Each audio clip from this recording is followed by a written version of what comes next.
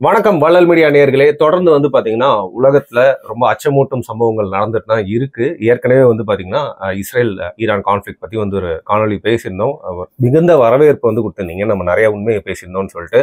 அது மட்டும் இல்லாம உங்களோட இன்னொரு வகையான வரவேற்பும் தேவைப்படுது. தொடர்ந்து நம்மளோட சேனல்ல நிறைய காணொலிகள் வந்துட்டே இருக்க போது நீங்க பார்த்து அதை மகிழணும், இல்ல அதன் மூலியமா பயன்பெறணும் அப்படின்னு நினைச்சீங்கன்னா பாத்தீங்கன்னா சப்ஸ்கிரைப் பண்ணுங்க. சப்ஸ்கிரைப் பண்றது மட்டும் இல்லாம இந்த பெல் பக்கத்துல ஆல் அப்படிங்கிற நோட்டிபிகேஷனை தட்டி விட்டீங்க அப்படின்னா எல்லா காணொலியும் உங்களுக்கு கரெக்டா வந்து சேரும். இன்னைக்கு பாத்தீங்கன்னா நம்ம ஏற்கனவே சொல்லியிருந்தோம், இது எஸ்கலேட் ஆனா தொடர்ந்து ஈரான் இஸ்ரேல் இஷ்யூ பத்தி பேசுவோம்னு சொல்லிட்டு நம்ம பேசிட்டு இருக்க டைம்லயே பாத்தீங்கன்னா அமெரிக்கா ஈரானுடைய 3 முக்கியமான அணுகுண்டு வச்சிருக்கிற அந்த கிழங்கு தாக்கியிருக்காங்க. அது மட்டும் இல்லாம இப்போ நம்ம பேசிட்டு இருக்கும் போது ஈரான் திருப்பி ரிட்டாலியேட் பண்ணி இஸ்ரேல தாக்குதல் நடத்திட்டு இருக்காங்க. இதுல அமெரிக்கா உள்ள வருவாங்கன்னு ஏற்கனவே கணிச்சிருந்தோம். இப்போ ஏன் வந்தாங்க? அது மட்டும் இல்லாம ஒரு புல்லிங் பண்ணி இதை பண்ற மாதிரி இருக்கே பாரி, ஒரு ரவுடிசம் பண்ற மாதிரி அணுகுண்டு வச்சிருக்கேன்னு சொல்லி விட்டீங்க. அணுகுண்டு அவங்க கிட்ட உண்மையிலே இல்ல. இல்ல, ஈரான் மீது அணுகுண்டு ஆயுதம் வைத்திருப்பது போல காமிச்சு அவங்க ஒரு அஃப்கோர்ஸ் எப்படி ஈராக்ல கெமிக்கல் பாம்ஸ் இருந்துச்சு அது இதுன்னு சொல்லிட்டு அவங்க மேல ஒரு பெரிய தாக்குதல் நடத்துனாங்களோ அதே மாதிரி ஈரான் மேல அணுகுண்டு வச்சிருக்காங்க, அதை நாங்க தாக்குதல் நடத்துறோம் அப்படின்னு சொல்லிட்டு அந்த ஒரு சொல்லிட்டு இருந்தாங்க. இதுல ஒரு அனிருத்லாம் சொல்றாரே, நம்ம சொல்லலாம் என்ன இதுல என்ன அப்படின்னா ஒரு அடிப்படை. நம்ம ஒரு 2 நாளைக்கு முன்னாடி ஒரு பதிவு போட்டிருந்தோம். அந்த பதிவுல ஈரான் நாட்டுல அணுகுண்டு தாக்குதல் நடக்க வாய்ப்பு இருக்கு, அணுகுண்டு வெடிக்க வாய்ப்பு இருக்கு. அப்பவாறு வெடிச்சிருச்சு அப்படின்னா பழிய தூக்கி ஈரான் மேல போடுவாங்க. என்ன சொல்லுவாங்கன்னு பாத்தீங்கன்னா, நாங்க நார்மல் குண்டை போட்டு தாக்கணும், அவங்க வச்சிருந்த அணுகுண்டு வெடிச்சிருச்சுன்னு சொல்லுவானுங்க. ஆனா உண்மையில இவங்களே அணுகுண்டு தூக்கி அங்க போட்டுட்டு இந்த வேலையை பண்ணுவானுங்க அப்படின்னு சொல்லி நம்ம ஒரு ட்விட்டர் போஸ்ட் ஒன்று போட்டிருந்தோம். அதுல ஒரு 2 இடத்த மென்ஷன் பண்ணிருப்போம், நேத்தன்ஸ் அதுக்கப்புறம் ஃபோர்டோ. இந்த 2 இடத்தையுமே நம்ம மென்ஷன் பண்ணிருப்போம். இந்த 2 இடத்துல இருக்கக்கூடியவர்கள் பாதுகாப்பாக இருங்கள். அதுக்கு பக்கத்துல இந்த ஃபோர்டோங்கிற ஒரு இடத்துக்கு பக்கத்துல ஒரு ஊர் இருக்கு. அந்த ஊர்ல இருக்க மக்கள் கொஞ்சம் கவனமா இருங்க, சேஃபா இருங்க, ஈரானுக்கு இதா இருக்கட்டும்னு சொல்லிட்டு நம்ம ஒரு பதிவு போட்டிருந்தோம். அதுல நிறைய நண்பர்கள் ஈரானுடைய ஆர்மி அதெல்லாம் டேக் பண்ணிலாம் போட்டிருந்தாங்க. நம்ம சொல்லி 2 நாள் ஆச்சு. கரெக்டா நம்ம சொன்ன அதே 2 பகுதிகள், அதே இடம், 2 இடம், அதே பாலைவனம், அதே 2 இடம் தாக்குதலுக்கு உள்ளாக்கி.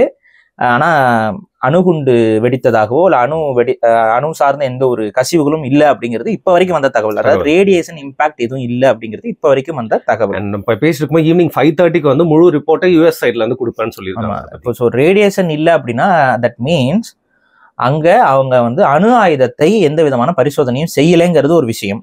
2வது, அணு விஷயங்கள் ஆய்வு செய்யறதுக்கு இப்ப யுரேனியம் இதெல்லாம் வச்சிருந்துருப்பாங்கல்ல, அதான் கூட அவங்க அங்கிருந்து அப்புறப்படுத்திட்டாங்கிறது ஒரு புரிதல். ஓகே, ஏற்கனவே அந்த பிளேசஸ மைட் பி அவங்க எவாக்குவேட் பண்ணி இருக்கலாம். ஈரான் ரீலோகேட் பண்ணிருக்கலாம். அங்க கண்டிப்பா நடந்திருக்க வாய்ப்பு இருக்கு. ஏன் அப்படின்னா இது நம்மளாலே அந்த 2 பிளேஸை கரெக்டா கணிக்க முடியுது அப்படின்னா கண்டிப்பா ஈரானுக்குன்னு ஒரு இன்டெலிஜென்ஸ் இருக்கும். அவங்க இந்த இடங்கள் தாக்குதலுக்கு உள்ளாக்கப்படலாம் அப்படிங்கறத அவங்க உணர்ந்திருப்பாங்க. அதிர்ஷ்டவசமா அங்க அணு உலையோ இல்ல அணு சார்ந்த எந்த ஒரு ஆய்வும் பெரிய அளவுல பாதிப்புக்கு உள்ளாகல. ஏன்னா நீங்க ஒரு நியூக்ளியர் ஒரு இதை வச்சு நீங்க ரேடியோ ஆக்டிவ் டெஸ்டிங்ஸை செஞ்சுக்கிட்டு இருக்கீங்கன்னு வைங்களேன், ஒரு அன்ஸ்டேபிளான ஒரு விஷயம் அது. அதுல ஒரு குண்டை போட்டு அந்த இடத்த நீங்க உடைச்சிங்க அப்படின்னா கண்டிப்பா அங்க அணு கசிவு என்பது இருக்கும், ரேடியேஷன் இம்பாக்ட்ங்கிறது ஒண்ணு இருக்கும். அது எந்த இடத்துக்குமே விதிவிலக்கு கிடையாது. ஒரு அணு உலையே இருக்குன்னு வைங்களேன், அணு உலையை டீகமிஷன் பண்றதே ரொம்ப கஷ்டம், டீகமிஷன் பண்ணவே முடியாது. அங்க பாத்தீங்கன்னா கண்டிப்பா ரேடியோ ஆக்டிவ் நியூக்ளியர் வேஸ்டேஜ் இல்ல அந்த அணு இதை அது கொஞ்சம் கொஞ்சமா டீஎக்ஸ்கலேட் பண்ணி அப்பவும் அந்த ரியாக்ஷனுங்கிறது கொஞ்சம் கொஞ்சம் ஒரு அளவுல இருந்துகிட்டே தான் இருக்கும். அதை ஒரு கண்ட்ரோல்டு என்விரான்மெண்ட் தான் வைக்க முடியும். அதை விட ஒரு பெரிய கொடுமை என்ன அப்படின்னு பாத்தீங்கன்னா, அதை கண்ட்ரோல்டா வைக்கும்போது நமக்கு வெளியில இருந்து சில விஷயங்கள் செய்யறோம்ல, அதுல ஏதாவது ஒரு பிரச்சனை ஏற்பட்டா அது ஒரு பெரிய பாதிப்பை ஏற்படுத்தலாம். அதனாலதான் நீங்க இந்த உலகம் அழிஞ்சிற அந்த ஜாம்பி அப்பாகலிப்ஸ் இந்த மாதிரியான படங்கள் எல்லாத்துலயுமே ஜாம்பி அப்பாகலிப்ஸ் எல்லாம் முடிச்சிரும்.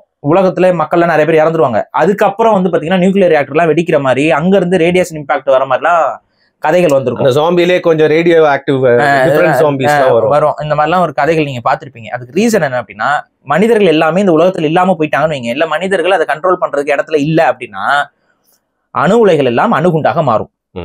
அது தடுக்கவே முடியாது யாராலையும். அணு உலைகள் ஒரு லெவலுக்கு அந்த கண்ட்ரோல்டு என்விரான்மெண்ட்ல இல்லை அப்படின்னா அது ஆபத்து. ஸோ எப்பவுமே அணுவால் செய்யக்கூடிய ஆய்வுக்கு உட்படுத்தக்கூடிய அனைத்து விஷயமுமே ஒரு பெரிய ஆபத்தை மனித சமூகத்திற்கும் இந்த உலகத்திற்கும் ஏற்படுத்தும். அதுல எனக்கு மாற்று கருத்து இல்லை. ஆனா இன்னைக்கு ஈரான் மீது அவங்க அணுவை வைத்து ஆய்வு செய்து கொண்டிருந்தார்கள். அதை வந்து அவங்க ஆயுதத்திற்காக ஆய்வு செய்யறாங்களோ, இல்ல வந்து எலக்ட்ரிசிட்டி ஜென்ரேஷனுக்காக ஆய்வு செய்யறாங்களோ, இல்ல வேற ஏதாவது மெடிக்கல் ட்ரீட்மெண்ட்டுக்காக ஆய்வு செய்யறாங்களோ, அவங்க எதுக்கு வேணாலும் அதை ஆய்வு செய்யட்டும். ஆனா அது ஒரு நாடு, அது ஒரு ஜனநாயகத்தன்மை கொண்ட ஒரு நாடு, அங்க மக்கள் இருக்கிறாங்க, அந்த மக்கள் வாக்கு போடுறாங்க, தேர்ந்தெடுக்கிறாங்க அரசாங்கங்களை. அப்படி இருக்கும் பட்சத்துல அந்த நாட்டுக்கு இன்னொரு இறையாண்மை இருக்கு. அந்த இறையாண்மையில கொண்டு போய் எந்த நாடும் மூக்கை நுழைக்க கூடாது. இதுதான் உலக ஒரு நியதியா இருக்கணும். ஆனா இந்த நியதியை இன்னைக்கு அமெரிக்கா மீறி இருக்கு, இஸ்ரேல் மீறிக்கொண்டே இருக்கு ஒவ்வொரு முறையும். இன்னைக்கு இஸ்ரேலுக்கு ஆதரவாக ட்ரம்ப்பும் இந்த உலக நீதியை மீறி ஒரு நாட்டுடைய ஆய்வகங்கள் மீது தாக்குதல் நடத்தி அந்த இடத்துல வந்து அணுகுண்டு அதாவது என்ன சொல்றாங்கன்னா, அணுகுண்டு அவங்க கிட்ட இருக்கு இல்லைங்கிறத கடந்து அணுகுண்டை அவர்கள் அடைந்து விடக்கூடாதுன்னு சொல்லி, இது எவ்வளவு பெரிய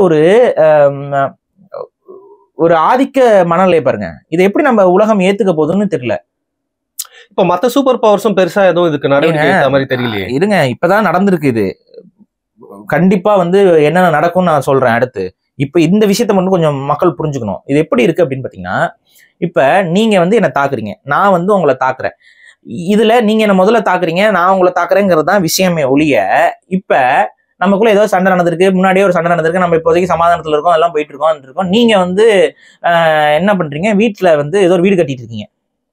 இவன் வீடு கட்டிட்டானா அதுக்கப்புறம் அவன் செல்வ ஸ்லீப் ஆயிடுவான், அதனால எனக்கு பாதிப்பு ஏற்படும், அவன் கையில காசு வந்துடும். இப்போ ஒரு பொட்டிக்கடை நீங்க போடுறீங்க, செட்டில் ஆயிடுவான். நீங்க ஒரு பொட்டிக்கடை போடுறீங்க, பொட்டிக்கடை போட்டோன்னா இவனுக்கு வருமானம் வந்துடும். இந்த வருமானத்தின் மூலியமா நாளைக்கு அவன் ஒரு குரூப்பை உருவாக்கி அந்த குரூப் மூலமா நான் அடிப்பான், அதனால அவன் பொட்டிக்கடை நான் கொளுத்துறேன்னு சொன்னா இந்த உலகம் எப்படி பார்க்கும் உங்களை?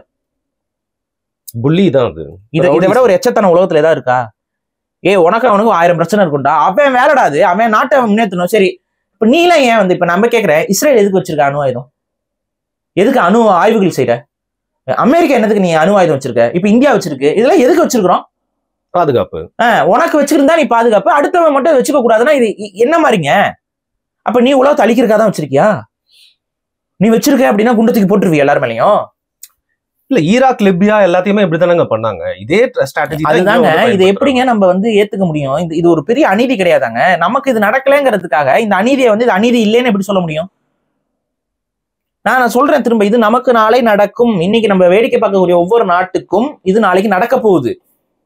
இன்னைக்கு நியூக்ளியர் அப்படிங்கிறதுக்காக தாக்குதல், நாளைக்கு ஏஐக்காக தாக்குதல் நடத்தலாம். ஏஐ டெக்னாலஜியை வந்து டெவலப் பண்ணிட்டு இருக்கான், நடக்கலாம்ல. இப்ப சீனா வந்து ஏஐ டெக்னாலஜி டெவலப் ஆகி போயிட்டு இருக்கு. இந்தியாலையும் ஒரு ஏஐ டெக்னாலஜிக்கான ரிசர்ச் எல்லாம் ஸ்டார்ட் பண்ணிட்டாங்க. இப்ப நாளைக்கு ஏஐ டெக்னாலஜியில வந்து இவங்க வளர்ந்துட்டாங்கன்னா நம்மளை விட உங்க நாடு வளர்ந்துரும், அது நமக்கு ஒரு பெரிய த்ரெட்டா இருக்கும்.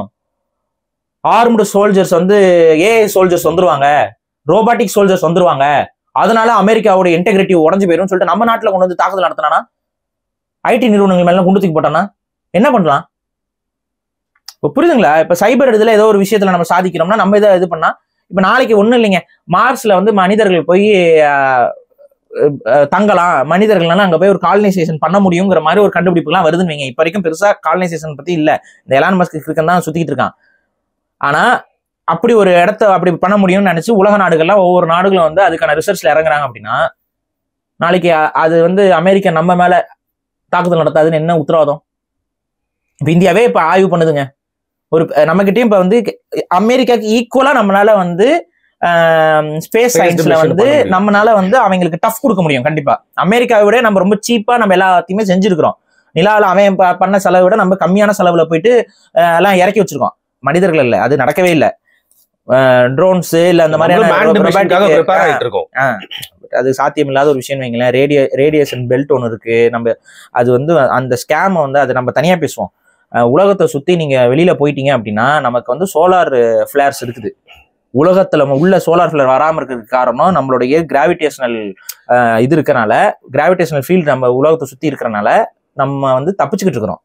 சரி, அது நீங்க சொன்ன தனியா பேசுவோம். இப்ப இந்தியா கூடயும் அவங்க ஒரு போட்டியா எடுத்துப்பாங்களா? ஏன்னா இந்தியா வந்து பாத்தீங்கன்னா இன்னைக்கு வரைக்கும் ஒரு நட்பு நாடு மாதிரி தான் பாத்துட்டு இருக்காங்க. பட் எந்த நாட்டுக்குமே அது நடக்கலாம்னு சொல்ல வரீங்க? எல்லா நாட்டுக்கும் நடக்கும் இல்லைங்க. இன்னைக்கு ஈரானை வந்து ஏங்க வந்து நோண்டணுங்க?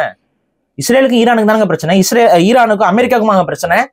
இப்ப அமெரிக்கா எங்க உள்ள வரணும்? இல்ல, என்னதான் இருந்தாலும் அமெரிக்கா உள்ள இன்வால்வ் ஆக வேண்டிய அவசியம் இல்லை இந்த விஷயத்துல. நீ இப்ப பேச்சுவார்த்தை நடத்து, 2 நாடு இன்னும் சமாதானமா போங்கன்னு சொல்லு, 2 நாடும் தாக்குதல் பண்ணிக்காதீங்கன்னு சொல்லு. இந்த இடத்துல வந்து ஃபர்ஸ்ட் தாக்குதல் நடத்தினதே இஸ்ரேல் தானே, அமைதியில தானே போயிட்டு இருந்துச்சு. இஸ்ரேல் தானே குண்டை தூக்கி போட்டான். அவன் ஊர்ல குண்டு தூக்கி போட்டு அவன் சும்மா வேடிக்கை பார்த்துட்டு இருப்பானா? அவன் திரும்ப தாக்குதல் நடத்த மாட்டானா? அப்ப அவங்க 2 பேரும் சண்டை போட்டுக்கிறாங்க, அது வேற விஷயம். நீ ஏன் உள்ள போயிட்டு நீ எதுக்கு இப்ப தாக்குதல் நடத்தின?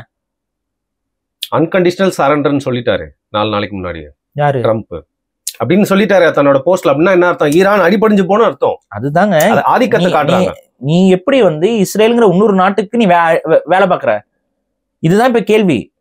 அப்ப இது உலகத்தில் இப்ப நடந்த ஒரு மாபெரும் அநியாயம். ஈரானுக்கு இப்ப நடந்திருக்கிறது ஒரு மாபெரும் அநியாயம். இந்த அநியாயத்தை இன்னைக்கு உலக நாடுகள் தட்டி கேட்டுத்தான் ஆகணும். இப்ப இதன் மூலமாக அந்த உலக நாடுகள் தட்டி கேட்க ஆரம்பிக்குது அப்படின்னா இது உலகப்போர் தான். உலகப்போர் அபிஷியலா ஸ்டார்டட். நீங்க இப்ப உலகப்போர் ஸ்டார்ட் ஆயிரும்னா இல்ல, ஸ்டார்டட். இந்த பாயிண்ட்ல இது ஸ்டார்ட் ஆயிருச்சு. இப்ப டீஎஸ்கலேஷன்ங்கிறதுக்கு வாய்ப்பு இல்ல. ஈரான் சும்மா இருக்குமா? நீங்களே யோசிங்க. உங்க நாட்டுல அதுவும் ஒரு உயர்தர ரிசர்ச் ஃபெசிலிட்டிஸ்ல குண்டு தூக்கி போட்டான். இப்ப அதுல எத்தனை பேர் செத்தாங்க, அது எவாக்குவேட் ஆயிருக்கா இல்ல, இந்த நியூஸ் இன்னும் வரல. பட் கண்டிப்பா உயிர் பலிகள் இருக்கும். அதை விட இன்ஃப்ராஸ்ட்ரக்சர் பலிகள் பெரிய விஷயம். ஒரு நாடு கஷ்டப்பட்டு ஒரு விஷயத்தை உருவாக்கிட்டு இருக்கும்போது அந்த ரிசர்ச் ஃபெசிலிட்டிஸ்ல கொண்டு நீங்க குண்டை தூக்கி போடுறீங்க. அங்க அவங்க கிட்ட இப்ப இந்த இஸ்ரேல் அண்ட் யூஎஸ் ஈரான்கிட்ட அணு ஆயுதம் இருக்கு அப்படின்னு சொல்லித்தானே இந்த தாக்குதல் நடத்துறாங்க. அணு ஆயுதத்தை அடைஞ்சிருவாங்கன்னு. உங்ககிட்ட என்னடா ப்ரூஃப் இருக்கு? இந்த 2 நாட்டுக்கிட்ட என்ன மயிறு ப்ரூஃப்டா இருக்கு இதுக்கு? ஏண்டா நீங்க 2 பேரும் நான் எளவு என்ன சொன்னாலும் நம்பணுமாடா உலகம்? என்ன ப்ரூஃப் அவங்ககிட்ட இருந்துச்சு? என்ன ப்ரூஃப் நீ உலகத்தை காமிச்ச? இவங்க கிட்ட ஏதாவது ரேடியேஷன் எமிஷன் நடந்திருக்கா அவங்களோட ரிசர்ச் ஃபெசிலிட்டிஸ்ல? இல்ல அவன் ஏதாவது பரிசோதிச்சிருக்கானா? இப்ப நார்த் கொரியா கிட்ட இருக்குன்னா ஆமா இருக்கு, அவன் போடுறான், அவன் பரிசோதிக்கிறான், அணுகுண்டுகளை பரிசோதிக்கிறான். அப்ப இருக்குன்னு அவன் உலகத்திட்ட காட்டுறான். இந்தியா பரிசோதிச்சிருக்கு, இந்தியா கிட்ட இருக்கு. பாகிஸ்தான் பரிசோதிச்சிருக்கு, பாகிஸ்தான் இருக்கு. பரிசோதிச்சிருக்காங்க, நியூக்ளியர் ரியாக்டர்ஸ் வச்சிருக்காங்க. ஈரான் என்ன பரிசோதிச்சுது? என்ன ஆதாரம்? ஏதாவது ஆதாரத்தை காட்டு உலகத்துக்கிட்ட. ஆதாரத்தை காமிச்சு இல்ல நீங்க உங்ககிட்ட அணு ஆயுதம் இருக்கு, அந்த அணு ஆயுதம் இருக்குன்னா நீங்க யார் மேலே அதை போட்டக்கூடாதுன்னு ஒப்பந்தத்துக்குள்ள கையெழுத்து போடுங்க. இப்படிதானே வரணும். சரி, அணு ஆயுதத்தை உற்பத்தி பண்றது அவன் விருப்பம் தானே. அதுக்கப்புறம் நீ யார்ட்டையும் போட மாட்டேன்னு சொல்லு. அது போட்டா நம்ம உலகம் அழிஞ்சு போயிடும். அதனால அதுக்கு ஒரு ஒப்பந்தத்துல கையெழுத்து நீங்க போடணும். அதுக்கான சில ரெஸ்ட்ரிக்ஷன்ஸ் உலக நாடுகளுக்குள்ள நாங்க உருவாக்கி வச்சிருக்கோம். அந்த பேக்டுக்குள்ள நீங்க வாங்க. இதைத்தானே நீ சொல்லணும். இது எதுவுமே மயிறு சொல்லாம இவங்ககிட்ட அணு ஆயுதம் இருக்கு, அதை தூக்கி போட்டுருவோம். அதனால நாங்க இது எத்தனை வருஷமா சொல்லிட்டு இருக்கான் தெரியுமா இஸ்ரேலு? ஏங்க 1996ல சொல்லியிருக்கானுங்க ஈரான் கிட்ட அணு ஆயுதம் இருக்குன்னு. 1996ல என்ன பண்ணலாம்? ஏன்னா 1996ல இருந்து அணு ஆயுதத்தை தயாரிக்கிறான். இன்னும் ஒரு வாரத்துல அவங்க கிட்ட அணு ஆயுதம் வந்துரும்னா பேசியிருக்கான். இதே நேதன்யாஹு பயப்புல. இல்ல ஆஃப்டர் பவர் கம்ஸ் பீஸ்ன்னு சொல்லியிருக்கான். ஸோ அதாவது பெஞ்சமின் நெத்தன்யாஹு என்ன மீன் பண்றாங்கன்னா கண்டிப்பா அடாவடியா ஒரு அடக்குமுறையை பண்ணி அதுக்கப்புறம் தான் பீஸை கொண்டு வருவோன்ற மாதிரி அவங்க சொல்ற மாதிரி தெரியுது. அப்புறம் அதே நான் சொல்றேன், ஆஃப்டர் பவர் கம்ஸ் பீஸ் அப்படின்னு தானே ஈரான் நினைக்கும். உனக்கு மட்டும் தான் அந்த விதியா? நான் கேட்கறது அதுதானே. உனக்கு மட்டும் தான் அந்த விதியா? அந்த விதியை இஸ்லாமிய நாடுகள் கையில் எடுக்காதா? யாரும் எடுக்கிற மாதிரி தெரியலையாங்க. எடுக்க விட மாட்டேங்கிறான் இல்லைங்க. ஏண்டா உனக்கு மட்டும் பவர் கம்ஸ் பீஸ் அப்படின்னா நீ இது ஒரு ஸ்டீரியோ டைப் பண்றது கவனிக்கல நீங்க. அதாவது மைண்ட் செட் பண்ற இனவாதம் இது ஒரு பகிரங்க இனவாதம் இல்லையாங்க இது? என்னங்க நம்ம இனவாதங்களை கடந்துட்டோம் நம்ம நாடு, நம்ம உலக மக்கள் கடந்துட்டீங்களா இனவாதத்தை? ரேசியல் ஸ்டேட்மெண்ட் இல்லையா அதெல்லாம்? குரங்கு கையில பூமாலை, அதுக்கு இதுக்கு என்னங்க வேறுபாடு? குரங்கு கையில பூமாலை பழமொழி இருக்கு, அதுக்கு என்ன பொருள்? குரங்குக்குன்னு ஒரு ஸ்டெரியோடைப். குரங்கு கையில பூமாலையை கொடுத்தீங்கன்னா அந்த பூமாலையை அது பிச்சு போட்டுரும். அதோட பூமாலையை பற்றி அதுக்கு தெரியாது. இப்ப இந்த இடத்துல குரங்கா நீ என்ன சொல்ல வர? ஈரான சொல்ற, பூமாலையா அணு ஆயுதங்களை சொல்ற, இல்ல அணு ரிசர்ச் சொல்ற. அவகிட்ட வந்துச்சுன்னா அவன் பகிரங்கமா தான் செயல்படுவான். அப்ப ஈரானியர்களை நீ என்ன பாக்குற? அவங்கள மனுஷனா கூட பாக்கல, குரங்கா பாக்குற. அவன் இப்படிதான் செயல்படுவான். இஸ்ரேல் பாக்குறது ஓகே. அமெரிக்கா நீ என்ன பெரிய லிபரல் மயிறு மட்டன் பேசிக்கிட்டு இருக்க? எப்படி நீ இதை செய்யலாம்? அப்ப நீ அபிஷியலா உலக போற தொடங்கி இருக்கிற. ட்ரம்ப் இப்ப அபிஷியலா உலக போற தொடங்கிட்டார். ஈரானுக்கு நடந்த அநியாயம் உலகத்துல எந்த நாட்டுக்கும் நடக்கக்கூடாது. இந்த அநியாயத்தை தட்டி கேட்காமல் போனால் உலகத்தில் இருக்கக்கூடிய அத்தனை நாடுகளுக்கும் இந்த அநியாயம் ஏதோ ஒரு காலத்தில் நடக்கும். இது ஒரு பெரிய அதிர்ச்சியை உலக நாடுகளுக்கு ஏற்படுத்தியிருக்கும். சீனாக்கு ஏற்படுத்தியிருக்கும், கண்டிப்பா வடகொரியா, சீனா, ரஷ்யா எல்லா நாடுகளுக்கும் ஏற்படுத்தியிருக்கு. இந்தியாவுக்கும் இது யோசனையை கொடுத்திருக்கும். ஆஹா, நாளைக்கு நம்ம கையில ஏதாவது ஒரு ஆயுதமோ இதோ இருந்துச்சுன்னா நம்மள எப்படி பார்ப்பான்? இன்னைக்கு இஸ்லாமியர்களை வந்து டெரரிஸ்ட்னு வகைப்படுத்தக்கூடிய இந்த மைண்ட் செட் இந்தியர்களை எவ்வாறு வகைப்படுத்துது? இப்ப சமீபத்துல ஒரு பையன், ஒரு விளாகர் போல, அவன் என்ன பண்ணியிருக்கான், நார்த் இந்தியன், அவன் வந்து ப்ரோ இஸ்ரேல் சப்போர்ட்டர். அவன் இந்த போர் காலகட்டத்துல இஸ்ரேலுக்கு சப்போர்ட் பண்ணிட்டு போயிருக்கான். போர் நடந்துகிட்டு இருக்குது இந்த டைம்ல. எங்க போயிருக்கான்? இஸ்ரேல் போயிருக்கான். இஸ்ரேல் போய் அவங்க கிட்ட போயிட்டு இந்த கொடியெல்லாம் காமிச்சு அவன் சப்போர்ட் எல்லாம் பண்ணி வீடியோஸ் பண்ணிட்டு இருக்கான். அவன் அங்க இருக்கிற கிளப்ஸுக்கு போறான். ஏன்னா இஸ்ரேலுக்கு போனா இங்க என்ன பண்ண, கூத்து தான் அடிக்கணும். அந்த கூத்து அடிக்கிறதுக்கு கிளப்புக்கு போயிருக்கான். உள்ள விட மாட்டாங்க, உள்ள விடாம விரட்டி விட்டுருக்காங்க. இடம் அனுப்பியிருக்காங்க. என்னவா உன்னை பாக்குறான்னு நீ பாரு, அவன் உன்னை என்னவா பாக்குறான்னு நீ பாரு. இன்னைக்கு கிறிஸ்தவர்கள் நிறைய பேர் போன வீடியோல கீழே வந்து கமெண்ட்ல வந்து இஸ்ரேல் வந்து ப்ராமிஸ் லேண்டு அது இதுன்னு உட்காந்துக்கிட்டு இன்னும் பைபிளுக்குள்ளேயே உட்காந்துட்டு இருக்கானுங்க. அதே கிறிஸ்தவர்கள் இஸ்ரேலுக்கு போகிற போது என்னென்ன நடக்குதுங்கிறத தயவு செஞ்சு வீடியோ எடுத்து பாருங்க. இல்ல வீடியோலாம் நம்ப மாட்டேன் அப்படின்னா நீயே டிக்கெட் போட்டு கிளம்பி போய் நேரில் போய் பார்த்து உண்மையை தெரிஞ்சுக்கோ. பைபிள்ல ஒண்ணு இஸ்ரேல்ல இருக்க ஜூஸ் எல்லாம் சப்போர்ட் பண்ணி அவங்களுக்கு அடங்கி போகலாம் சொல்லவே இல்லை. இவங்களே அதுதாங்க அவனோட மொசாத் இன்டெலிஜென்ஸ் இங்க இருக்கக்கூடிய ரோமன் கேத்தாலிக்ஸ்லயும் எல்லா கிறிஸ்டியன்ஸ் இதுக்குள்ளயும் இன்ஃபில்ட்ரேட் பண்ணி அவங்களுக்கு ஆதரவா மாத்தி வச்சிருக்கிறாங்க. ஆனா உண்மையிலேயே வந்து கிறிஸ்தவர்கள் அங்க அவங்க இஸ்ரேல்ல நடந்து போயிட்டு இருந்தா, நீ கிறிஸ்துவ அடையாளத்தோட நீ நடந்து போனீங்கன்னா வந்து துப்பிட்டு போயிட்டு இருக்கான். உலகத்திலே எந்த நாட்டிலும் இது நடக்குமா? இந்த மாதிரி ரேசிசம் வந்து அலௌடா? அவங்களுக்காக வேலை செய்யறவங்களை அந்த பங்கர்ஸ் கூட அலோவ் பண்ண மாட்டாங்க. குண்டு விழுந்துகிட்டு இருக்கு. உள்ள வரும்போது நீ யூதம் கிடையாது, நீ வெளியில போங்கிறான். இப்போ நம்ம எதிரி நாட்டுல ஒருத்தன் இருக்கா, இந்தியாவில் தங்கியிருக்கானா, இப்படி நம்ம என்ன பண்ணுவோம்? நமக்கு இடம் இல்லைனாலும் நீங்க உள்ள போங்க சார், உங்களுக்கு ஏதாவது எங்க நாட்டுக்கு அவமானம் ஆயிடும்னு சொல்லிட்டு அவனை முதல்ல அனுப்பி விட்டுட்டு இருப்போம். வெள்ளைக்காரனோ இல்ல வெளிநாட்டுக்காரன் எவனா இருந்தானா நீங்க வாங்க உள்ள போங்க அப்படின்னு சொல்லிட்டு நம்ம ஆளுங்க அவனுக்கு இடத்த முதல்ல கொடுத்துட்டு அடுத்து இவன் போவான். ஆனா இவனுங்க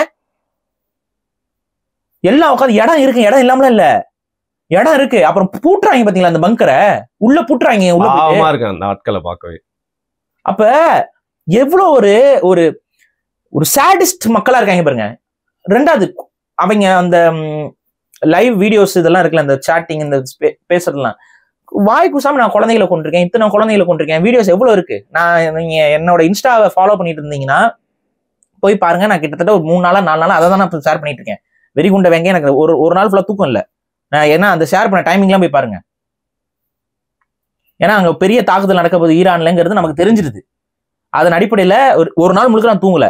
நைட்டு ஃபுல்லா நான் வீடியோ ஷேர் பண்ணிக்கிட்டே இருந்தேன் நடக்கிற. அது ஏன்னா எப்படி நம்ம கிட்ட இருக்க ஊடகங்கள் வச்சுதான் நம்ம பரப்ப முடியும்.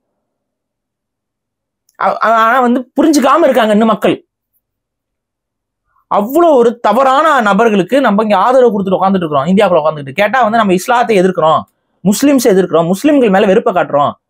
தம்பிகளா, ஒவ்வொரு நாட்டிலையும் நல்லவன் இருக்கான், கெட்டவன் இருக்கான். எல்லா மதத்திலயும் நல்லவன் இருக்கான், கெட்டவன் இருக்கான். வெள்ளைக்காரன் செய்யாத அட்டூழியம்லாம் இந்த உலகத்துல கிடையாது. இப்ப அதனால கிறிஸ்தவர்கள் இருக்கலாமா? பிரிட்டிஷ்காரன் கிறிஸ்துவ மிஷினரி உள்ள கொண்டு வந்தான் இந்தியாவுக்குள்ள. பிரெஞ்சுக்காரன் மிஷினரிஸ் உள்ள கொண்டு வந்தான். டச்சுக்காரன் மிஷினரிஸ் உள்ள கொண்டு வந்தான். இந்த காலகட்டத்துல இந்தியாவில் நடந்த கொடுமைகளை பத்தி நம்ம பேசிட்டு கிறிஸ்தவர்களை எதிர்க்கலாமா? இதுக்கு பதில் சொல்லுங்க. அது எப்படி அந்த காலகட்டத்தில் நடந்தது இப்போ எல்லாத்துக்குமே செட் ஆகும்? அப்ப இஸ்லாமியர்களுக்கு மட்டும் அதை செஞ்சுக்கிட்டே இருக்கலாமா? நம்ம விதின்னு எழுதிட்டா எல்லாத்துக்கும் ஒண்ணுடா, எல்லாரும் ஒன்னா யோசி. தப்பு நடந்துச்சுதான். இஸ்லாமிய படையெடுப்பு நடக்கும்போது இந்தியாவில் நடக்காத கொடுமைகள் கிடையாது, அதுல எனக்கு மாற்று கருத்து இல்லை. வரலாறு பேசணும், அதுலயும் எனக்கு மாற்று கருத்து இல்லை. வரலாறு மறந்துட்டு போகணும்னு சொல்லல நானு. வரலாறு பேசணும். ஏன் வரலாறு பேசணும்? அந்த வரலாற்றில் நடந்த அநீதிகள் மீண்டும் நடக்க கூடாதுங்கிறதுக்காக நம்ம வரலாறு பேசுறோம், புரிதலை ஏற்படுத்துறதுக்காக பேசணும். ஆனா நீங்க எல்லாம் என்ன பண்றீங்க? வரலாறுல அநீதி நடந்திருக்கு, அதனால அதே அநீதியை நான் திரும்ப கொடுக்கணுங்கிற வெறுப்பை பரப்புறது. இது எவ்வளவு பெரிய ஒரு ஆபத்து.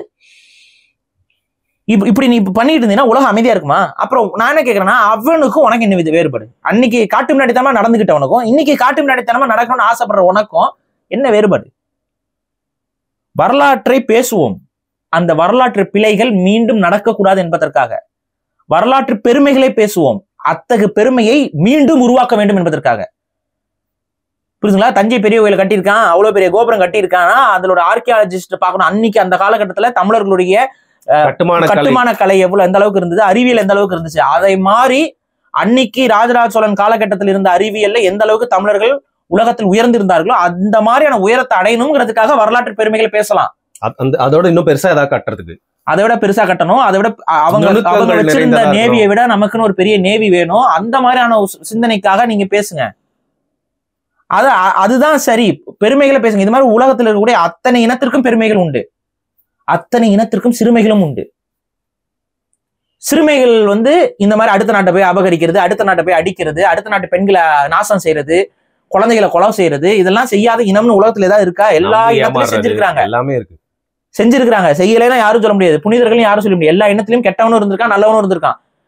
நீ கெட்டது நடந்திருக்குன்னா அந்த கெட்டதை அட்ரஸ் பண்ணிட்டு இந்த மாதிரி நடக்க கூடாது, அன்னைக்கு இப்படி இவ்வளவு காட்டு நடத்தமா நடந்துக்கிட்டாங்க, இது மாதிரி நடக்க கூடாது, அங்க அன்பை விதைக்கணும், சமமா பார்க்கணும்னு சொல்லுவியா?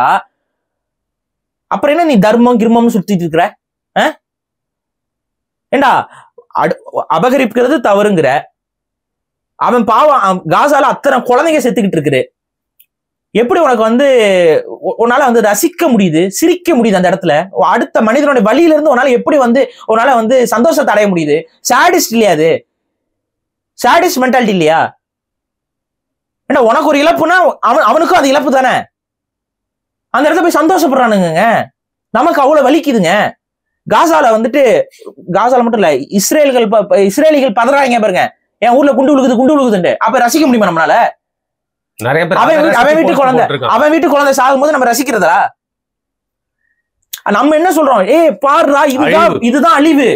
இந்த அழிவு எதனால நடக்குது? உன்னுடைய நேத்தன்யாகு பண்ற அட்டுழியத்தினால நடக்குது. அவனை நிப்பாட்டு. இன்னும் 70% மக்கள் போருக்கு சப்போர்ட்டிவா தான் பேசுறாங்க. ஏன்னா வின்னிங் சைட்ல அவங்க இருக்கிறாங்கிற தைரியத்துல அவங்க அதை பண்ணிட்டு இருக்காங்க. இல்ல மமதைன்னு சொல்லலாமா? அதான் அதிகார மமதை கண்ணை மூடுது. நமக்கு என்ன ஆயிரப்போகுதுன்னு அப்படி நினைக்க கூடாது. நமக்கும் அது நடக்கும். அடுத்தவர்களுக்கு வழியை கொடுத்துக்கிட்டு நமக்கு என்ன ஆயிரப்போகுது நம்ம நினைக்க கூடாது. நமக்கு அது நடக்கும்போது நம்ம அந்த இடத்துல யோசிக்கணும், இது சரியா தவறா அப்படின்ட்டு. ஆனா நான் என்ன சொல்றேன்னா, இந்த போர் இன்னைக்கு உலக போரா மாறுது. ஈரானு நம்ம இந்தியர்களாக இருக்கக்கூடிய நாம் எப்படி யோசிக்கணும்? ஈரான் நமக்கு உலக நாடுகள் பிரச்சனைக்கு உள்ளாகும் பொழுதும் கூட நமக்கு கச்சா எண்ணெய்களை அனுப்புறதுல அவங்க தயாரா இருந்தாங்க. கம்மி காசுக்கு கொடுத்தாங்க. அதன் மூலமாக இந்தியா பயனடைஞ்சிருக்கு. நன்றி மறப்பது நன்றன்று வள்ளுவர் சொன்னது. நன்றி மறக்கவே கூடாது. ஒரு நாடு அதை மறக்கவே கூடாது. இப்ப இன்னைக்கு ஈரானுடைய வளர்ச்சி இந்தியாவுக்கு ஆதரவு தான். என்னைக்குமே ஈரான் இந்தியாவுக்கு எதிரான ஒரு நிலைப்பாட்டுல எல்லாம் இருந்ததே கிடையாது. அவங்க எப்பவுமே ஆதரவான நிலைப்பாட்டில் தான் இருக்காங்க. இந்தியாவுக்கு ஒரு கஷ்டங்கள் ஏற்படும் போது அவங்களால செய்ய முடிந்த உதவிகள், ஹெல்ப், சப்போர்ட் எல்லாம் செஞ்சுக்கிட்டு இருந்தாங்க. இந்தியாவோட கரன்சியை கச்சா எண்ணெய்க்கான வர்த்தகத்திற்காக ஏற்றுக்கொள்ள வேண்டும் என்று முன்மொழிந்தவர்கள். நம்ம சொல்லிக்கல, நம்ம போய் கேட்கல, நீ ரூபாயில கொண்டு வான்னு கேட்கல. ஈரான் சொல்லுச்சு நம்ம எல்லாம் அதை அக்செப்ட் பண்ணிக்கலாம் அப்படின்னு அவங்களா ப்ரப்போசல் முன் வச்சாங்க. இந்தியன் கரன்சி வச்சுக்குவோம் அப்படின்ட்டு. அப்ப அந்த அளவுக்கு அவங்க முன் ஈரான் இந்தியாவுக்காக பேசிய ஒரு நாடு. இன்னும் பல விஷயங்கள் இருக்கு. ஈரானுக்கும் இந்தியாவுக்கும் இருக்கக்கூடிய நட்பு, உறவு, டெக்னாலஜிக்கல் சார்ந்த விஷயங்கள்ல 2 பேரும் கொடுத்து உதவி கொண்டது. கச்சா எண்ணெய் விஷயத்துல நம்ம நாட்டுல பெட்ரோல் விலையெல்லாம் பெரிய அளவு ஏறாமல் இருந்ததற்கு ஒரு அடிப்படை காரணம். இல்ல அதான் நான் சொல்றேன், நன்றியை விட்டுருங்க பாரு. இப்ப இது நடந்துச்சுன்னா லாக்டவுன் காலகட்டத்துல நமக்கு இல்லைன்னா டீசல் பெட்ரோலோட ரேட் எங்க போயிருக்கும்? இல்ல ஈரான் தான் கம்மியா போகுதுன்னு கேக்குறேன். இந்தியாவுக்கு அந்த மாதிரி ஒரு பாதிப்பும் வரும். அந்த பாதிப்பு வரப்போகுதுங்க. ஈரான் அழிய இந்தியாவுக்கு ஒரு பெரிய பொருளாதார நெருக்கடி ஏற்படும். அந்த பொருளாதார நெருக்கடி இந்தியாவோட வளர்ச்சியை பெரிய அளவுக்கு கெடுத்துரும். எங்க இந்தியாவில பெட்ரோல் ரேட் ஏறுதுங்கிறது பெட்ரோல் ரேட் மட்டுமே ஏறும், எல்லாமே ஏறும். எல்லாரும் விலைவாசியும் ஏறும். எல்லா விலைவாசியும் ஏறும்போது மக்களுடைய வளர்ச்சியும் மக்களுடைய நிம்மதி சார்ந்த விஷயங்களும் பெரிய அளவுக்கு கேள்விக்குறியாகும். ஏழை எளிய மக்களுக்கு உணவு தட்டுப்பாடு ஏற்படும். இதெல்லாம் என்ன பண்ணலாம்? இதனால அமெரிக்காவுக்கும் இஸ்ரேலுக்கும் ஏதாவது இழப்பு இருக்கா? நம்ம அவதிப்பட போறதுனால, நம்ம இந்தியா அவதிப்படுறதுனாலயோ இங்க ஆசிய நாடுகள் அவதிப்படுறதுனால ஏதாவது அவனுக்கு கவலை இருக்கா? அவனுக்கு கவலை கிடையாது. அவன் நினைக்கிறது என்னன்னா, என்னை மீறி இந்த உலகத்துல அணுவும் அசையக்கூடாதுன்னு நினைக்கிறான். லிட்டரலி அதுதான். என்னை மீறி அணுவும் அசையாது. அவன் ஊர்ல அணு அசையல, உனக்கு என்ன வலிக்குது? அவன் உன் மேல தாக்குதல் நடத்துறதுக்கு திட்டமிடுறான், அதனாலதான் அதை இது பண்றான். அதை நாளைக்கு உன் மேல போடுவான் அப்படின்னா நீ அதை சொல்லு. இவன் நீ அணு ஆயுதத்தை நாளைக்கு என் மேல போடக்கூடாது, அதுக்கான ஒப்பந்தத்துக்குள்ள வா. பொதுவுல பிரச்சனை என்ன? ஏங்க உங்க வீட்டுல நீங்க ஒரு நான்வெஜ் சமைக்கிறீங்க, பக்கத்து வீட்டுக்காரன் உன் வீட்டுல நான்வெஜ் சமைக்க கூடாது, எனக்கு பிடிக்காது அப்படின்னா, நாளைக்கு இந்த நான்வெஜ் நீ சமைச்சிட்டு இதோட வேஸ்ட் எல்லாம் என்கிட்ட தான் கொட்டுவேன்னா என்ன சொல்லுவீங்க நீங்க? பொடா லூசு பயிலமீங்கல்ல. அந்த மாதிரி பொடா லூசு பயில இப்ப இஸ்ரேலையும் அமெரிக்காவும் திட்டணும். பைத்தியக்கார பயல்களா, கொடூரனுங்களா, கொடூரனுங்க இவங்க பண்ணது. இந்த 2 நாடுகளும் செய்தது கொடூரங்கள். காசால இனப்படுகொலை பண்ணிட்டு இருக்காங்க அவன். parallelly. அதை நம்ம வந்து பார்த்து சகிச்சுக்கிட்டு இருக்குது, எல்லா நாடுகளும் சகிச்சுக்கிட்டு இருக்குது. இந்த பிஜேபி கவர்மெண்ட், இந்தியாவில் இருக்க பிஜேபி கவர்மெண்ட்டும் இவங்களுடைய பாலிசி இன்னைக்கு குழம்பி கிடக்குது. அதுல முஸ்லிம்ஸ்க்கு எதிராகவே நிக்கணுங்கிற ஒரு மென்டாலிட்டியில அதை பத்தி வாய் திறக்கிறது இல்ல. நான் சொல்றேன், இதுதான் உங்க தர்மமா? உன் சனாதனமே வச்சுக்கோ, இதுதான் உன் சனாதன தர்மமா? கண்ணு முன்னாடி நம்ம ஒரு அப்பாவி குழந்தைகள், அவ என்ன பாவம் பண்ணிடுச்சு அந்த குழந்தைங்க? எத்தனை குழந்தைங்க சாகுது, அந்த குழந்தைகளை அப்படிதான் கொல்லும்னு பேசுறான் அவன். ராணுவ உடைய மாட்டிட்டு பேசுறான். அவன் மேல ஏதாவது நடவடிக்கை எடுத்திருக்காங்களா? நான் இத்தனை குழந்தைகளை கொண்டேன்னு ஸ்டேட்மெண்ட் கொடுக்குறான். இஸ்ரேலிய சோல்ஜர்ஸ் ஸ்டேட்மெண்ட் கொடுத்துருக்கான், இத்தனை குழந்தைகளை நான் கொண்டிருக்கேன்னு. வீடியோஸ் இருக்கு, ஓப்பனா இருக்கு. ஏதாவது நடவடிக்கை எடுக்குமா? அன்னைக்கு உலகத்துக்கு நாங்கள் வழிகாட்டினோம், இந்தியா உலகத்திற்கு வழிகாட்டியது. இப்ப இந்தியா என்ன பண்ணிட்டு இருக்கு? உலகத்துக்கு வழிகாட்டுதா? இவங்களுக்கு நம்ம என்ன பண்ணிட்டு இருக்கோம்? கொஞ்சம் ஒரு கண்டன குரல் கூட இவங்களை எதிர்த்து நம்மளால கொடுக்க முடியல. நீங்க செய்யறது உலகத்தை அச்சுறுத்துகிறீர்கள். ஏங்க, நார்த் கொரியாவுக்கு இருக்குங்க கட்ஸ். அவங்க சொல்லிட்டாங்க. நார்த் கொரியா சொல்லுதுங்க, நீ எப்படி அந்த இன்னொரு நாட்டோட இறைவன் மேல மூக்க நுழைக்கலாம்? நார்த் கொரியா நீ பஞ்சாயத்தெல்லாம் பண்ணக்கூடாது அப்படின்னு சொல்லியிருக்காரு. அது ஒரு அணு ஆயுத நாடு. அது ஈரானுக்கு இப்ப ஆதரவா நிக்குது. நார்த் கொரியா ஈரானுக்கு ஆதரவா நிக்குது. இப்ப கன்ஃபார்மா ரஷ்யா நிக்க போகுது. சீனா அவங்களோட நாட்டு வளர்ச்சியை பத்தி அவங்க யோசிப்பாங்க. சீனாவுக்கும் தான் கச்சா எண்ணெயோட இதுக்கு வந்து பெரிய அளவு பாதிக்கப்படும். அப்ப சீனாவும் வந்து ஈரானுக்கு சப்போர்ட்டிவா நிக்கதான் போகுது. இது ஒட்டுமொத்த ஆசிய நாடுகளோட வளர்ச்சியையும் கெடுப்பதற்கு அமெரிக்கா அண்ட் இஸ்ரேல் செய்த ஒரு மாபெரும் சதி. முழு ஈஸ்ட், ஒட்டுமொத்த ஈஸ்ட். இப்ப சரி, இந்த தாக்குதல் எப்படி நடந்திருக்குங்கிறத நம்ம பார்ப்போம். அமெரிக்கா கிட்ட ஸ்டெல்த் பாம்பர்ஸ் அப்படின்னு சொல்லி ஒரு உயர் ரக போர் விமானங்கள் இருக்கு. ஆனா வந்து அதெல்லாம் வந்து அவன் டெவலப் பண்ணி பல வருஷங்கள் ஆச்சு. எனக்கு தெரிஞ்சு கிட்டத்தட்ட ஒரு 20-30 வருஷமா அவங்க கிட்ட இருக்கிற டெக்னாலஜி தான். அந்த பாம்பர்ஸே பழசுதான். அந்த பாம்பர்ஸ் வந்து ஈரானுக்குள்ள வர்றத இவங்கனால ஏன் கணிக்க முடியல? எனக்கு உண்மையே புரியல. ஏன்னா எப்பவுமே வந்து ரேடார் எப்படி வேலை செய்யும் அப்படின்னு பாத்தீங்கன்னா, ரேடியோ வேவ்ஸ் வந்து வானத்துல சோனார், அது போய் என்ன பண்ணுன்னு பாத்தீங்கன்னா, சோனார் வந்து கடலுக்குள்ள, இது ரேடார் வந்து இல்லங்க, அந்த பேட்ஸ் இருக்குல்ல அதே மாதிரிதான் அடிச்சு திரும்பி ஒரே மெக்கானிசம் தான். சோனார்னா கடலுக்குள்ள கப்பல்களை இது பண்றது, ரேடார் வந்து வானத்துல பாக்குறது. இப்ப என்ன ஆகும்னா, இந்த மாதிரி ரேடியோ வேவ்ஸ் போயிட்டு ரிட்டர்ன் வரும். ரிட்டர்ன் வர்றதுல ஒரு ஆப்ஜெக்ட்ல போய் பட்டுட்டு ரிட்டர்ன் வருது பாத்தீங்களா, படலைன்னா ரிட்டர்ன் வராது. சோ இப்படி பட்டுட்டு ரிட்டர்ன் வருது அப்படின்னா, அந்த ரிட்டர்ன் வரதை வச்சு நம்ம அங்க ஒரு மூவ்மெண்ட் இருக்குங்கிறத நம்மளால கண்டுபிடிச்சிட முடியும். ரேடார் அதுதான் விமானங்கள் வருது போகுதுங்கிற, ஃபாரின் ஆப்ஜெக்ட்ஸ் வருது போகுதுங்கிறத கண்டுபிடிக்கும். இந்த ஸ்டெல்த் இதுல இருந்து எப்படி தப்பிக்கும்னு பாத்தீங்கன்னா, வர ரேடியோ வேவ்ஸ் அப்சார்ப் பண்ணும், வாங்கிக்கும். அது வந்து கொடுக்காது வெளியில. சோ அதை அப்சார்ப் பண்ணும். சில விஷயங்கள் என்ன பண்ணும்னு பாத்தீங்கன்னா, அது மேல படுற ரேடியோ வேவ்ஸை டிஃப்ளெக்ட் பண்ணிடும், வேற சைடு டிஃப்ளெக்ட் பண்ணிடும். சோ அதுக்கு தகுந்த மாதிரி ஒரு வடிவமைப்புல தான் அந்த ஸ்டெல்த்ங்கிறது என்ன கண்ணுக்கெல்லாம் தெரியும். இந்த ரேடியோல டிடெக்ட் ஆகாது, அது வந்து இது பண்ண முடியாது, ரேடார்ல டிடெக்ட் ஆகாதுன்னு சொல்ல முடியாது. ரேடார்ல டிடெக்ட் ஆகாது, பட் பிசிக்கலா அதை வந்து டிடெக்ட் பண்ண முடியும். அதுக்கப்புறம் அதோட இன்ஜின், அதோட ஃபியூல் சிஸ்டம், இதெல்லாமே வந்து பாத்தீங்கன்னா தெர்மல் எமிஷன்ஸ். ஏன்னா அடுத்து இன்னொரு ஆப்ஷன் வந்து தெர்மல் டிடெக்ஷன் வச்சு கண்டுபிடிக்கிறது. அந்த தெர்மல் டிடெக்ஷன், அந்த ஒரு நெருப்பு எரியும் போது அதை கண்டுபிடிக்கிறதுக்கு நம்ம கிட்ட சில கருவிகள் இருக்கு. அது இன்ஃப்ராரெட் இதுல அது வந்து நம்மளால தெர்மல் இதை வந்து ஈஸியா பார்க்க முடியும். அப்ப இன்ஃப்ராரெட் டிடெக்ஷன் இருக்கக்கூடிய டிவைசஸ்லயும் அது தெரியாத வண்ணம் அவங்க சில கருவிகள், அதாவது ஓவரா எக்ஸசிவ் ஹீட் எல்லாம் இல்லாத மாதிரி அவங்க அதை பார்த்துக்குவாங்க அந்த விமானங்கள். இதுதான் பிசிக்கலா அதனால ஈஸியா பார்க்க முடியும். எனக்கு என்ன ஒரே ஒரு டவுட்னா, நானே சொல்லியிருக்கேன் 2 இடத்த தாக்குதலுக்கு உள்ளாக போகக்கூடிய இடங்கள்னு, 2 இடத்த, இப்ப 3 இடம் தாக்குதலுக்குள்ள இருக்கு. அந்த 2 இடத்த நானே கரெக்டா மென்ஷன் பண்ணியிருக்கேன். அந்த ட்வீட் நான் காட்டுறேன் பாருங்க. அந்த இடம் தான் இப்ப தாக்குதலுக்குள்ள இருக்கு. இந்த இடத்த தாக்க போறாங்கிறத உலகத்துல இருக்க பலராலையும் கணிக்க முடிஞ்சதுன்னா, ஈரான் குறைந்தபட்சம் அந்த இடத்துல வந்து ஜெட் ஃபைட்டர்ஸ் வந்து ரோமிங்ல வச்சிருக்க வேண்டாம். தாக்கட்டும் பரவாயில்ல, அப்பதான் நம்ம அதை வந்து ஒரு தப்புன்ற மாதிரி காமிக்க முடியும்னு நம்ம வெயிட் பண்ணிட்டாங்களா என்னன்னு தெரியல. என்ன ஸ்ட்ராட்டஜி அவங்க அதுல ஃபாலோ பண்ணாங்க தெரியல. ஏன் அப்படின்னா, ஸ்டெல்த் பாம்பர்ஸ்க்கு எந்த பிரச்சனையும் இல்லாம ரிட்டர்ன் போயிடுச்சு அமெரிக்காக்கு. எப்படி ஈரான் வந்து இவ்வளோ வீக்கா அவங்களோட டிஃபென்ஸ் வச்சிருக்காங்க? இல்ல வந்து சரி இதுல தாக்கு அப்படின்னு சொல்லிட்டு வேற மாதிரி ஒரு கேமிங் பிளான் பண்றாங்களா? அதான் தெரியல, அது என்னன்னு தெரியல உண்மையிலேயே. ஆனா சுப்பீரியாரிட்டி பத்தி பார்த்தா டெக்னிக்கலி வந்து ரொம்ப ஃபார் அஹெட் தானங்க. எவ்வளவு ஃபார் அஹெட்டா இருந்தாலும் பிசிக்கலா பார்க்க முடியுங்க. அதை ஸ்டெல்த் பாம்பர்ஸ் பிசிக்கலா பார்க்க முடியும். இந்த இடத்துல தாக்குதல் நடத்த போறாங்கன்னு தெரிஞ்சு அவங்களால தடுக்க முடியலன்னா என்ன பிரச்சனை? ஈரான் ஸ்கிராம்பிள் பண்ணி ரிட்டாலியேட் பண்றதெல்லாம் ஜெட் ஃபைட்டர்ஸ் போதுங்க. இப்ப நீங்க ஸ்டெல்த் வருது, அதுக்கு தாக்குதலே நடக்கலையே. இப்ப நீங்க ஒரு ஸ்டெல்த் பாம்பர்ஸ் வருதுன்னா ஸ்டெல்த் பாம்பர்ஸ் மட்டும் வராது, கூடவே அதுக்கு ஜெட் ஃபைட்டர்ஸ் பாதுகாப்புக்கு வரும். ஏன்னா ஸ்டெல்த் பாம்பர் அது வந்து ரொம்ப பெருசா இருக்கும், பெரிய குண்டுகளை கொத்து குண்டுகளை தூக்கிட்டு போகும் அது. இப்ப அந்த ஸ்டெல்த் பாம்பர்ஸ் வந்துட்டு இருக்கு அப்படின்னா ஜெட் ஃபைட்டர்ஸ் உள்ள வந்துட்டு இருக்கும். ஸ்டெல்த் அதுவும் ஸ்டெல்த் தான், எதுவுமே தெரியாது. ஸோ இது எல்லாமே ஸ்டெல்த்ல வந்துட்டு இருக்கு, கண்ணுக்கு தெரியாம, அதாவது லைக் ரேடார்ல பதிவாகாம உள்ள வந்துட்டு இருக்கு. ஆனா இந்த இடங்களை தான் தாக்க போகுது அப்படின்னா அந்த இடத்துக்கு மேலதான் அது வரணும். புரியுதுங்களா? இதுனா பாம்பர் அப்படிங்கிறது என்னன்னா மேல இருந்து குண்டுகளை திறந்து விடும், அப்படியே குண்டுகளை திறந்து தான் விடும். ஸோ அது மேல வரணும். அப்ப அந்த ஸ்டெல்த் எல்லாமே அந்த பர்டிகுலர் லொகேஷனுக்கு வந்துதான் ஆகணும். மிசைல்ஸ் அடிக்கல, பாம்பு பண்ணிருக்காங்க. அப்ப ஸ்டெல்த் ஃபைட்டர்ஸ் வச்சிருந்தாவே போதுமே. ஈரான்கிட்ட ஸ்டெல்த் ஃபைட்டர்ஸ் இருக்கு, ரஷ்யாவோட ஸ்டெல்த் ஃபைட்டர்ஸ் எல்லாம் வச்சிருக்காங்க, ஜெட் ஃபைட்டர்ஸ் இருக்கு. அந்த ஜெட் ஃபைட்டர்ஸ் ஏன் அங்க இல்ல? இதுதான் எனக்கு ஒரு டவுட்.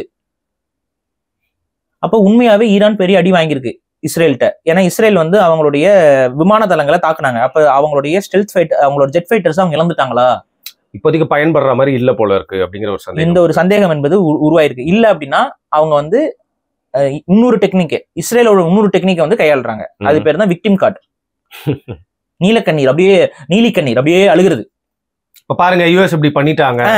அந்த டெக்னாலஜியை பயன்படுத்துறாங்களான்னு தெரியல. டெக்னாலஜி, இந்த டெக்னாலஜி யூதர்களோட டெக்னாலஜி. ரொம்ப வருஷமா இந்த டெக்னாலஜி தான். எகிப்து காலகட்டத்தில இருந்து பைபிள் காலகட்டத்துல இருந்து இதே டெக்னாலஜி. அடிச்சுட்டான் மயிறு உன எல்லாரும் அடிக்கிறான், நீ என்னடா பண்ண? எல்லாரும் அடிக்கிறான், நீ என்னடா பண்ண? இந்த கேள்வி அவனும் கேட்கல. ஜெர்மன் காரன் அடிக்கிறான், அந்த காரன் அடிக்கிறான், இவன் அடிக்கிறான், எகிப்துல அடிச்சுட்டான், விரட்டிட்டான், அங்க விரட்டிட்டான், இங்க விரட்டிட்டான். அவ்வளவு அட்டுழியம் பண்றியா?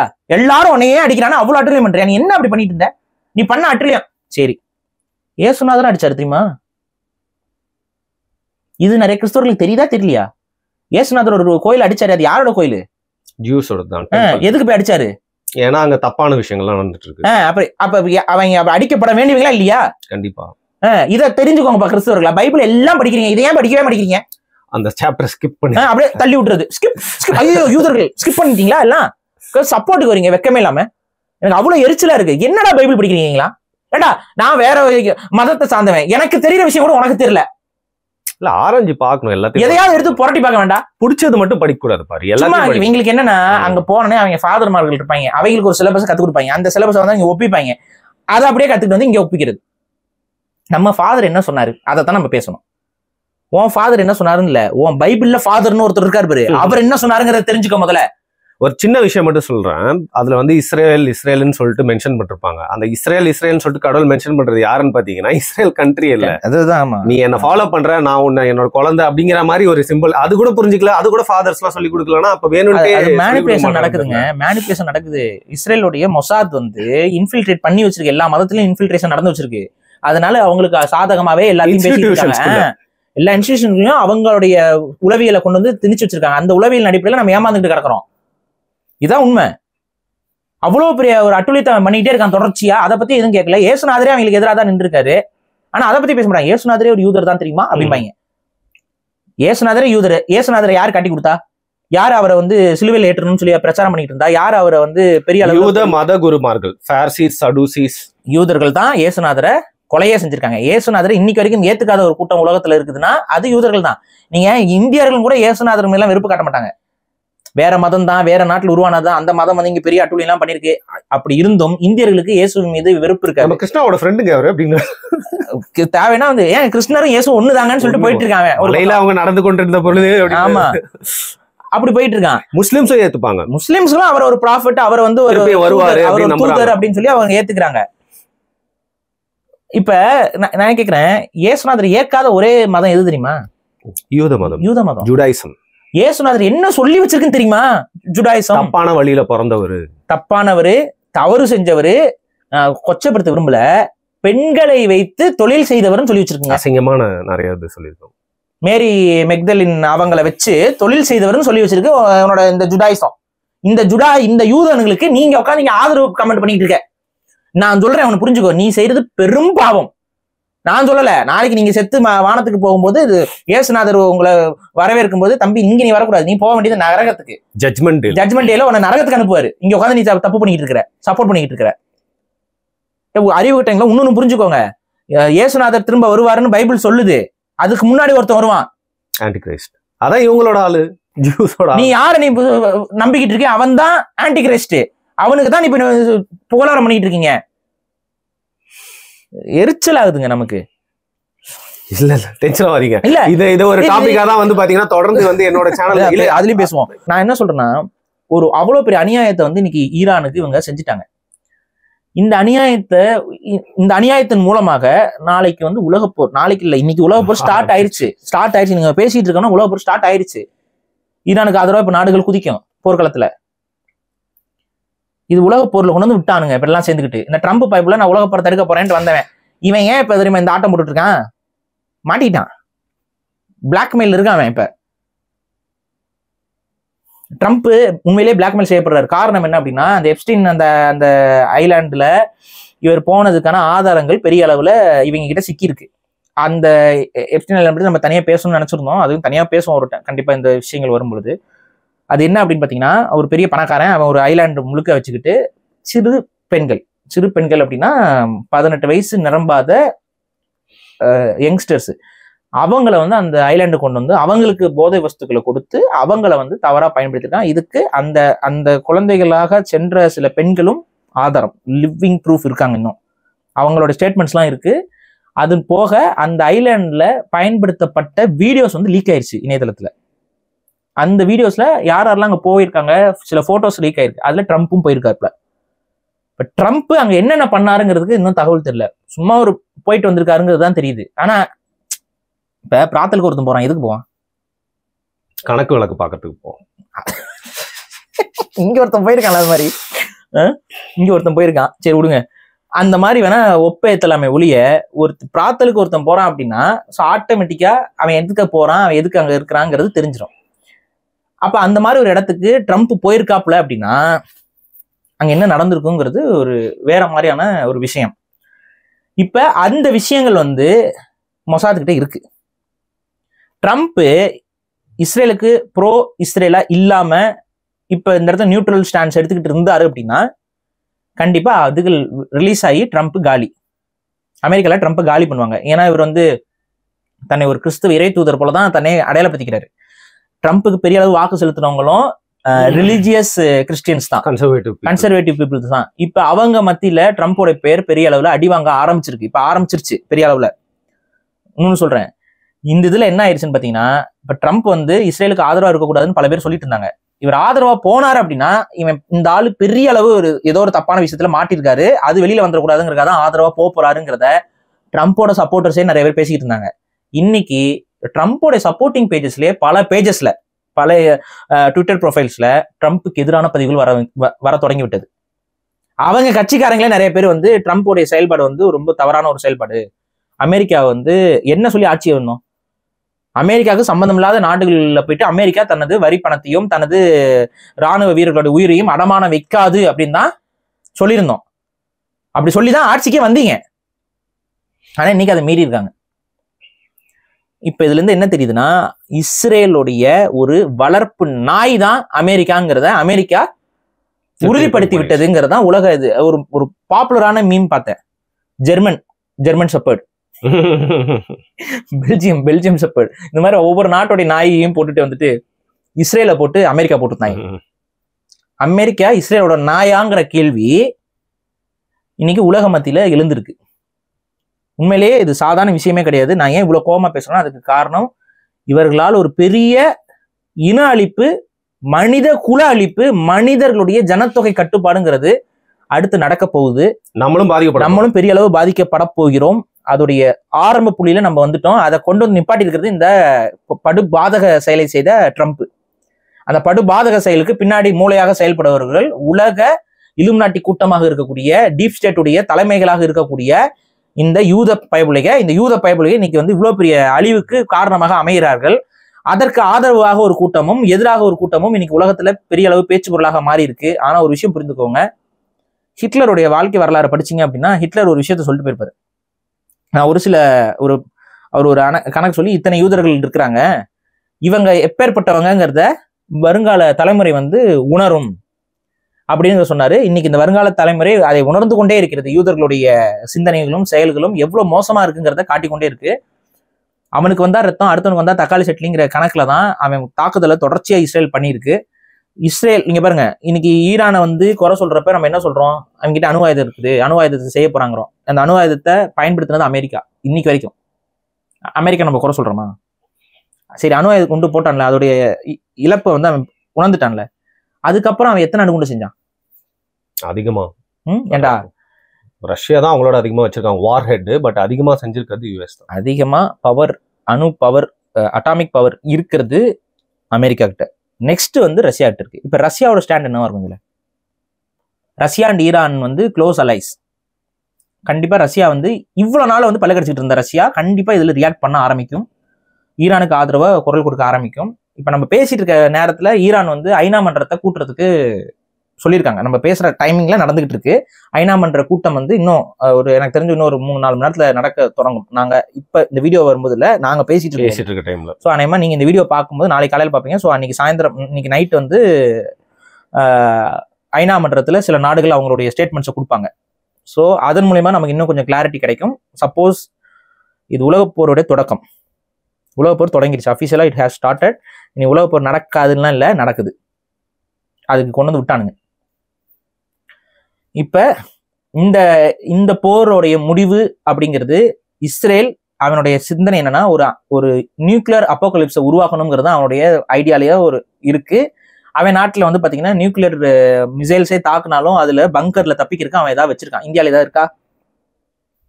இந்தியா எங்கேயா இருக்கா பங்கர்? அந்த மாதிரி இந்தியாவில் இருக்க மக்களுக்கான பங்கர் எல்லாம் இருக்கா நம்ம கிட்ட? நம்ம எவ்வளவு ஒரு அன்சேஃபான சுச்சுவேஷன்ல இருக்கும் தெரியுமா உலகப்போர் வரும்போது?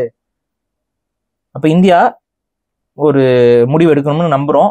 இந்த உலக நாடுகள் இந்த போருக்குள்ள போறதை தடுக்கக்கூடிய சக்தி இந்தியாவுக்கு ஆக்சுவலா இருக்கு. மோடி அவர்கிட்ட இருக்கு. ஸோ ஒரு அமைதிக்கான ஒரு நாடா இந்தியா நின்று இந்த போரை தடுத்து நிப்பாட்டணும். இந்த போரை தடுத்து நிப்பாட்டுறதுக்கான ஒரே வழி பாலஸ்தீன் பிறப்பது, ஈரான் அவர்கள் நாட்டில் நடக்கக்கூடிய விஷயங்கள்ல முழு சுதந்திரத்தோடு அவர்கள் செயல்படுவதற்கு உலக நாடுகள் அனுமதிப்புது. இது 2 நடந்துச்சுன்னா இந்த போர் தடுத்து நிப்பாட்டப்படும். ஆனா இவன் அங்கிட்ட அப்படி இருந்தா அப்படிதான் இருக்கும், அவங்ககிட்ட இருந்தா இப்படிதான் இருக்கும், இந்த ஒரு அரசியலை நீங்க பண்ணிட்டு இருந்தீங்க அப்படின்னா இந்த போர் நிக்க போறதுல இது தொடர் கதையா தான் இருக்கும். அமைதிங்கிறதுக்கு அர்த்தம் இல்லாமல் போகும் இந்த உலகத்துல. இதான் நடக்கும். சரி, இப்போ நான் போன வாட்டியே சொல்றப்போ வந்து எப்படியாவது இது எஸ்கலேட் ஆகாம முடிஞ்சிடணும், நம்ம அதை பத்தி பேசணுன்ற விருப்பமே இல்லை. ஆனா இன்னைக்கு தொடர்ந்து எனக்கு என்ன ஷோரா திருப்பியும் நம்ம இந்த வாரத்துல இதை பத்தி இன்னொரு வாட்டி பேச, அது இனிமே உலகப்போர் தொடங்கிடுச்சுங்க. இல்ல அதுக்காக நம்ம வந்து இதை வச்சுட்டு ஒரு நாள் 10 வாட்டி பேசணும்னு இல்ல, முக்கியமான விஷயங்கள் பல பேர் பேசாதது வந்து நம்ம ஓப்பனா சொன்னா, நம்ம பேசுறது, இந்த கருத்தை பேசுறதுக்காக நமக்கு நிறைய த்ரெட்ஸ் வருது, நிறைய பேர் நமக்கு எதிராக பேசி கொண்டிருக்கிறார்கள். இதெல்லாம் கடந்து உண்மை யார் பக்கமா இருந்து வரணுங்கிறதுக்காக தான் இந்த உண்மையை நம்ம வந்து மக்கள் மத்தியில கொண்டு போய் சேர்க்கிறோம். நாங்க பேசுறது இது வந்து உலக நீதிக்காக பேசுறோம், உலக அமைதிக்காக பேசுறோம். இந்த உலகத்தில் அமைதி நிலைக்கணும், எந்த ஒரு குழந்தையும் எந்த ஒரு அப்பாவையும் இந்த உலகத்துல தேவையில்லாமல் போருக்கு பலியாக கூடாதுங்கிறதுக்காக நம்ம பேசுறோம். அதை புரிஞ்சுக்கிறவங்களுக்கு புரியும், புரியாதவங்களுக்கு இது புரியாது. சரி, புரியாதவங்களுக்கு இறைவன் என்னைக்காவது ஒரு நாள் உணர்த்துவார், அவ்வளவுதான் என்னால சொல்லுங்க. ஓகே, ரெகுலர் நியூஸ் ரிப்போர்ட்டிங் இல்லை இது, இல்லை எல்லாருக்குமே பிடிச்ச மாதிரி பேசணும்னு இல்லை, பல பேர் பேச தயங்குற உண்மைகளை வந்து சொல்லியிருக்கிற ஒரு காணொலி. இதோட தொடர்ச்சி கண்டிப்பா வந்து தேவைப்பட்டால் இன்னும் 2 நாள்ல நம்ம பேசுவோம் அப்படின்னு நினைக்கிறேன். மிக்க நன்றி பாரு. நன்றி.